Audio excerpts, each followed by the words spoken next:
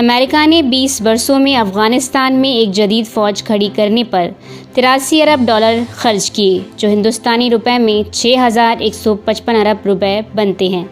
فرانسیسی news agency AFP کے مطابق امریکہ نے افغان فوج کو جنگی جہاز، ہیلی کاپٹر، ڈرون طیارے، بختر بند گاڑیاں، رات کو دیکھنے کے گوگلز سب کچھ دیا تھا۔ آخری دنوں میں امریکہ نے افغان فوج کو جدید بلیک ہاک ہیلی کاپٹر تک دیے، لیکن افغان فوج طالبان کی مزاحمت کرنے میں ناکام رہی۔ افغان بحالی سے متعلق امریکہ کے اسپیشل انسپکٹر جنرل جان سوبکو کے مطابق افغان فوج کی صلاحیتوں کے بارے میں غلط اندازے لگائے گئے۔ انہوں نے کانگریس کو پچھلے ہفتے ہی ایک رپورٹ پیش کی جس میں کہا کہ افغان فوجیوں میں مغرب کے جدید ترین فوجی آلات استعمال کرنے کی صلاحیت نہیں ہے۔ امریکی صدر جو بائیڈن ایک ماہ پہلے تک پراعتماد تھے۔ افغان فوج کی تعداد 3 لاکھ اور طالبان فوجیوں کی تعداد 70,000 بتائی جاتی رہی، جبکہ ان میں سے 1,85,000 ہی فوجی تھے اور باقی پولیس اہلکار تھے۔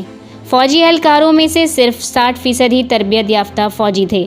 پھر ہر سال افغان فوج کی 25% تعداد فوج چھوڑ دیتی تھی اور اس کی جگہ دوسرے اہلکار بھرتی کرنا پڑتے تھے۔ اس کے علاوہ افغان فوج کی تنخواہیں دینا بھی امریکہ کی ذمہ داری تھی، لیکن اپریل میں امریکہ نے جب انخلا کا اعلان کیا تو یہ ذمہ داری کابل حکومت کو دے دی۔